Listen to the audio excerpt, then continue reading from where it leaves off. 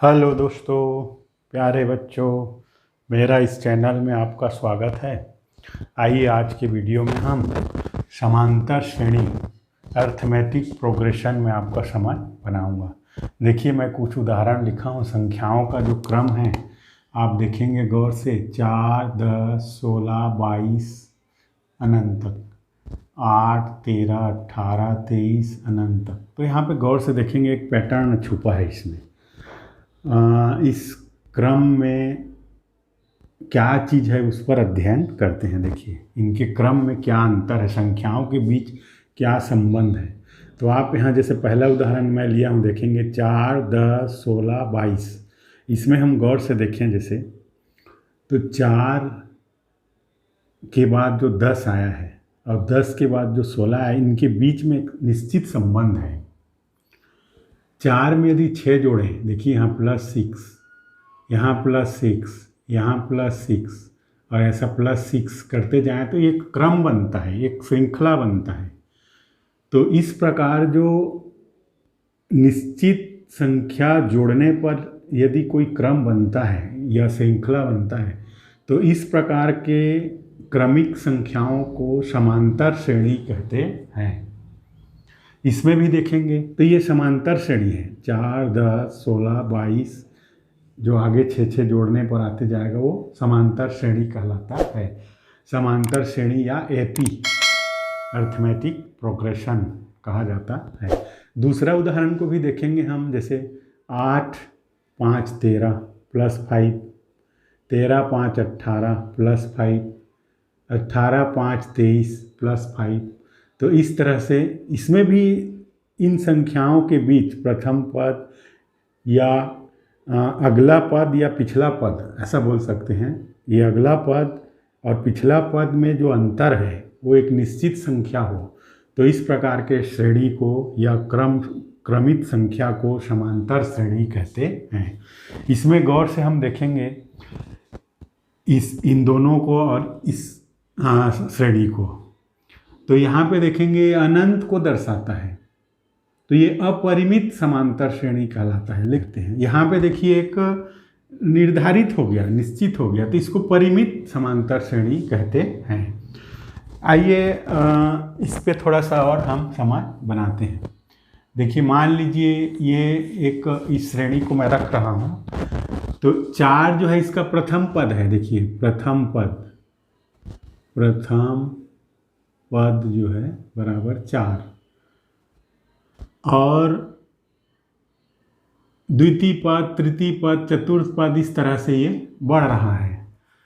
तो इनमें क्या संबंध है थोड़ा सा हम देखते हैं। जैसे देखिए, इसमें जो अगला पद को पिछला घटाएं, जैसे 10 ऋण 4, 16 ऋण 10, 22 ऋण 16। तो आप गौर करेंगे, देखिए यहाँ पे 10 में 4 घटाए 6, 10 में 4, 16 में 10 घटाए 6, 22 में 16 घटाए 6। तो इस प्रकार का जो अंतर आता है दो पदों के बीच में, तो इसको सर्वांतर कहा जाता है। इसको क्या कहते हैं? सर्वांतर कहते हैं। तो इस समांतर श्रेणी का सर्वांतर जो है 6 होगा। तो ये बना कैसे है, इस पर ध्यान देखिए, ध्यान दीजिए। 4 ये कैसे बना है? 4 धन 6। ये कैसे बना है? 4 धन 6 धन 6। ये कैसे बना है? 4 धन 6 धन 6 धन 6। इस प्रकार ये संख्या जो श्रेणी है आगे बढ़ा है। तो यहाँ पे गौर कीजिए, यदि प्रथम पद को हम ए लिखें, देखिए प्रथम पद ए और सर्वांतर डी हो, सर्वांतर जो है क्या हो? डी हो, तो हम इसमें कैसे, देखिए इसमें सर्वांतर 6 है, तो यहाँ पे देखिए प्रथम पद ए, यहाँ पे देखिए कितना? ए धन D, D is equal to 6, D is equal to 6। यहाँ पे देखिए ए प्लस डी, यहाँ पे देखिए A plus D plus D plus D, यहाँ आगे जो बढ़ेगा ऐसा और आएगा। तो इसी को हम क्या लिख सकते हैं, देखिए A plus D, A plus 2d, A plus 3d, A plus 4d, इस प्रकार ये जो है अपरिमित होगा। तो यहाँ पे गौर से देखिए, प्रथम इस श्रेणी समांतर श्रेणी का प्रथम पद ए, द्वितीय पद ए प्लस डी। देखिए यहाँ पे यदि ऐसा लिखूँ मैं तो तीसरा पद, जो तीसरा पद है ए प्लस 2d, चौथा पद गौर से देखेंगे ए प्लस 3d, यहाँ पे गौर कीजिए तीसरा पद d का गुणांक 2, एक कम, या इसी को हम ऐसा लिख सकते हैं, देखिए a प्लस 3 माइनस 1d, इसको क्या लिख सकते हैं, a प्लस 4 माइनस 1d, है नहीं। मान लीजिए मैं आपको बोलूँ 50वां पद बताइए, तो आप आसानी से बता सकते हैं a प्लस 49d, इसी को लिखेंगे a प्लस 50 माइनस 1d। तो इस तरह से हम कोई भी पद जो 50वां पद है उसमें 49d, एक गुणांक एक कम हो रहा है। तो इस प्रकार से हम, यदि मैं कहूँ, देखिए मान लीजिए nवां पद क्या होगा, nवां पद, तो आप आसानी से बता सकते हैं a plus n minus 1d। तो ये समांतर श्रेणी का व्यापक रूप कहलाता है। तो हम आसानी से समांतर श्रेणी को पहचान सकते हैं, पद को ज्ञात कर सकते हैं। यहाँ पे भी ध्यान रखना है हमको, जो सर्वांतर है वो धनात्मक भी हो सकता है, ऋणात्मक भी हो सकता है, शून्य भी हो सकता है। आइए कुछ उदाहरण को हम हल करते हैं। देखिए इसमें मैं 3 उदाहरण लिया हूँ। ये जो श्रृंखला है या समान श्रेणी है, इसमें प्रथम पद और सर्वांतर बताना है। प्रथम पद ए और सर्वांतर डी ज्ञात करना है। तो चलिए देखते हैं। तो इसका प्रथम पद ए बराबर हो गया ऋण 7।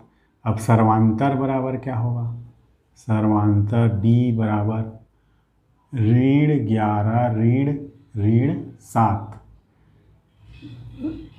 माने अगला पद ऋण पिछला पद, ये क्लियर होना चाहिए। डी ऐसा। तो चलिए आपको ये हर पूर्णांक का जो संक्रिया है वो हल करना आना चाहिए आपको। ऋण 11 माइनस इंटू माइनस प्लस 7, ये आ गया ऋण 4। और करके देख लेते हैं। ऋण 15 ऋण 11 ऋण 15 ऋण 11, हल करें, देखिए ऋण 15 प्लस 11 हो जाएगा, तो ये हो गया ऋण 4। तो देखिए सर्वांतर d इज इक्वल टू कितना, -4। तो यहाँ पे d इज इक्वल टू आएगा -4। तो इस तरह से हम आसानी से हल कर सकते हैं। देखिए दूसरा पर जो उदाहरण लिया हूँ मैं, उसमें आपको ये बताना है कि ये समांतर श्रेणी है कि नहीं। तो देखिए इसके लिए हम क्या करेंगे, इसमें भी देखते हैं।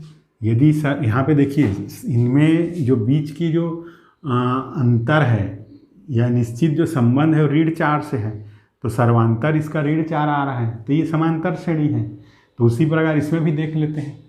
ये जैसे 9 प्रथम पद 9, तो 16 ऋण 9 बराबर 7, 23 ऋण 16 बराबर 7, 30 ऋण 23 बराबर 7। तो देखिए डी जो आ रहा है, डी 7 आ रहा है, तो ये है, ये समांतर श्रेणी है, ऐसा हम जांच कर सकते हैं, समांतर श्रेणी है। ये देखिए ये दूसरा जो उदाहरण है इसमें ध्यान दीजिए, इसमें भी देख लेते हैं। ऋण 3 -0 इज इक्वल टू -3, -6 -3, तो हल कर देते हैं। -6 + 3 इज इक्वल टू -3। तो ये भी देखिए, इसमें भी जो सर्वांतर डी है एक निश्चित संख्या आ रहा है, तो ये भी समांतर श्रेणी में है। तो इस प्रकार जो है हम आसानी से समझ बना सकते हैं। आइए अगला वीडियो जो बनाऊंगा मैं, इससे संबंधित और सवाल को हल करने में आपका समय बनाऊंगा। धन्यवाद।